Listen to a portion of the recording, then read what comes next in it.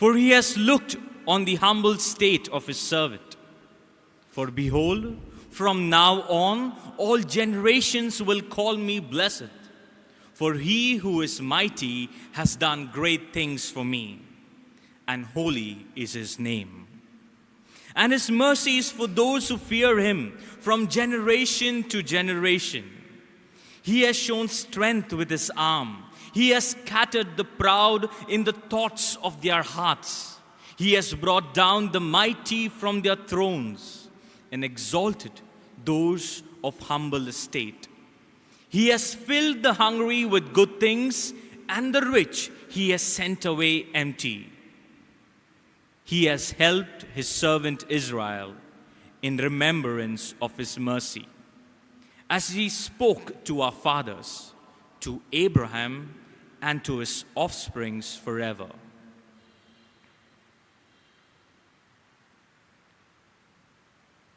The Gospel of the Lord. Praise to you, Lord Jesus Christ. My dear brothers and sisters in Jesus Christ, happy feast of the Assumption of Our Lady into heaven. On this day, God assumed Mary, body and soul, into heaven. And also, happy Independence Day. Today, as a country, we celebrate the 73rd year of our freedom from the British rule. We are a free people of a free country. Everywhere the flag is being hoisted, and children and people are singing our national anthem with proud hearts. A happy day for all of us. There are some who are chanting Vande Mataram, Bharat Mata Ki Jai. Yes, my dear people, we are proud of our country. We are happy for this feast. But is it really a happy day for our country? For us who live in these turbulent times of the pandemic. There are millions who have lost their lives. In these days, the rainfall in Assam, in Kerala, and in Mumbai, people have lost their livelihoods. People are in trouble. Every second day, we read about a girl who is being raped or a woman who is being abused. What is our response to this situation? Domestic violence is seen an increasing curve during this lockdown. Today, if we are celebrating this feast, what does it mean to me and you? What is your response? There are even some of our minorities being forced, being beaten in the name of religion. Are we a free country? Are we a free people? What is our Christian response to this situation? Today, in the gospel passage which I read for you, we see an response to this situation. We see Mary, whose feast we celebrate today, glorifying and praising God. For her soul magnifies the Lord, for he has filled the hungry with good things. He has lifted up the lowly. He will surely help the poor and the needy. She put her complete trust in God, and God exalted her. God will never leave his people. This is a song of joy.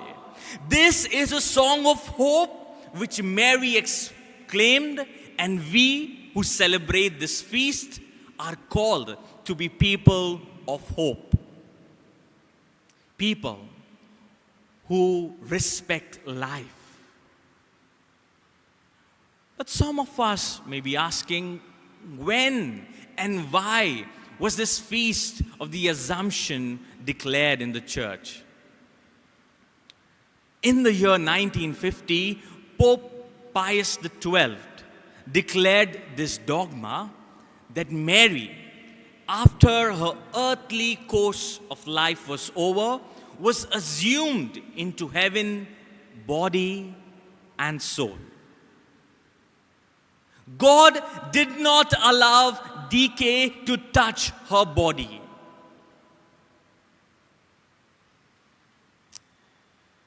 You might ask, then why?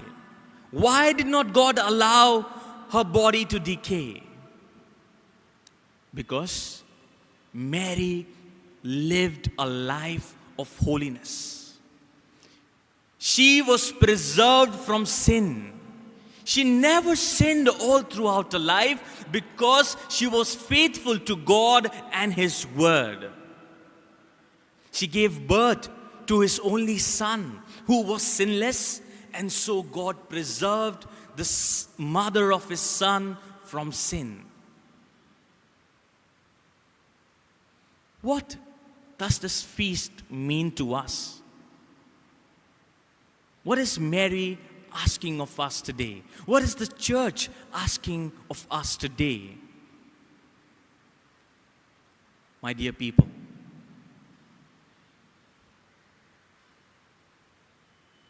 in these times when we see deaths all around, lives being lost, we see human life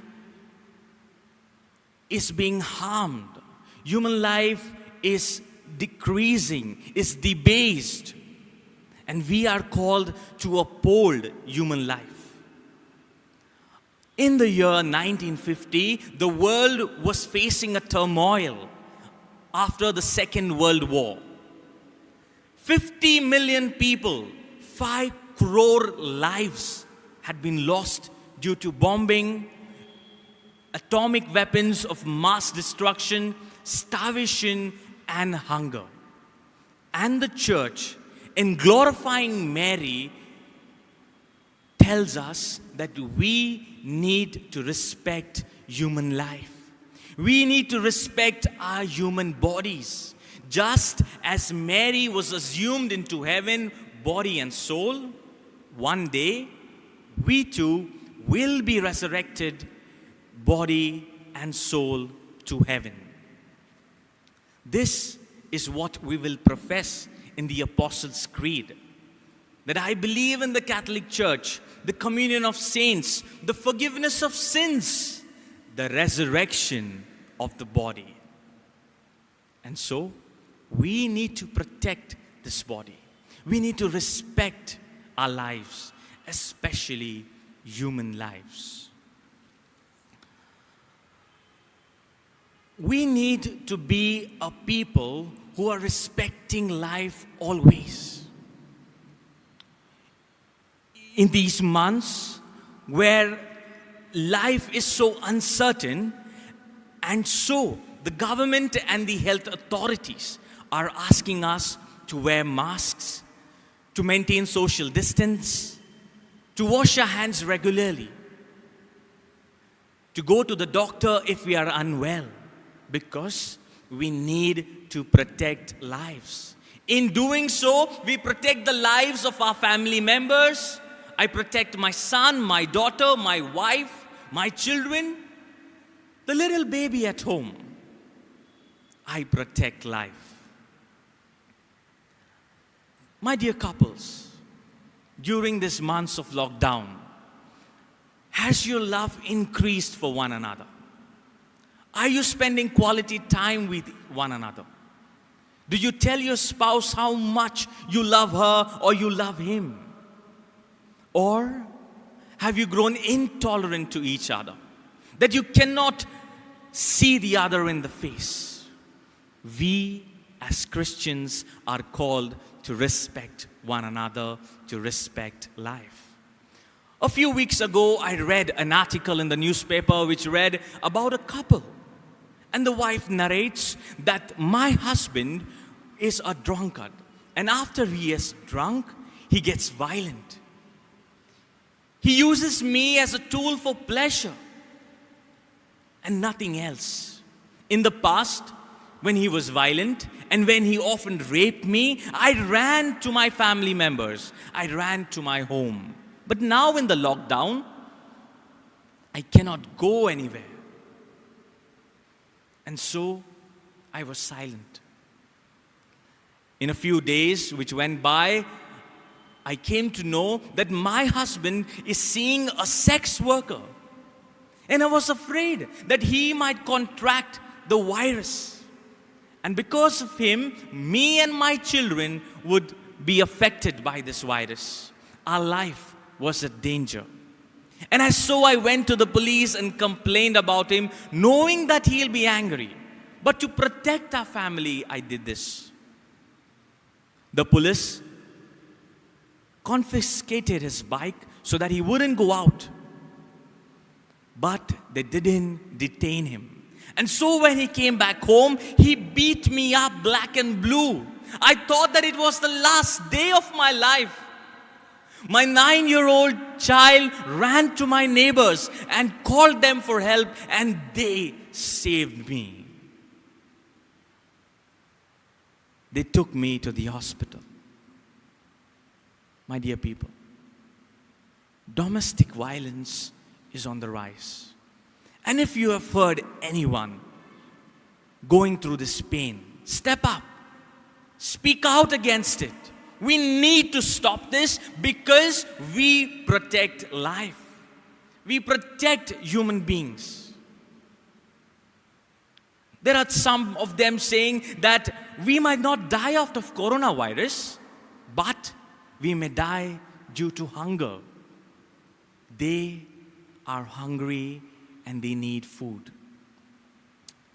There are some parents who have lost their jobs and are finding it so hard to make ends meet, to pay the school fees for their children. They are helpless. We are called to protect life. What is your response?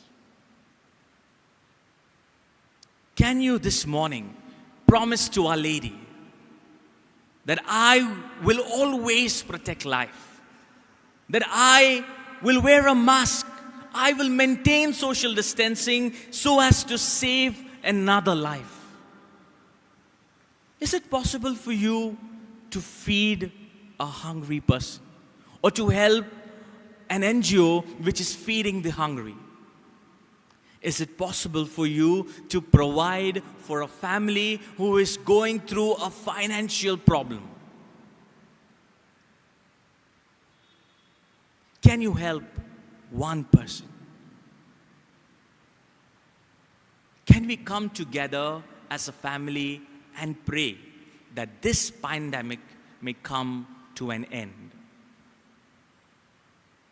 My dear people, in this Eucharistic celebration, let us come with faith that I will be a man and a woman of life, who respects life and who cares for the other. Let us ask the Lord for the strength and the courage to respect human life.